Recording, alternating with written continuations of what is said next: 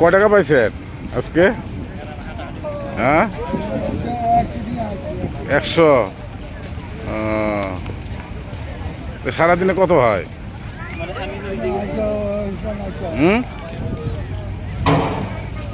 ছেলে পেলে নাই? চাষিও নাই? কোথায় থাকে উনি? চকবাজার। আসছেন কখন? এখানে আসছেন কখন? সকালে 1টা বাজে।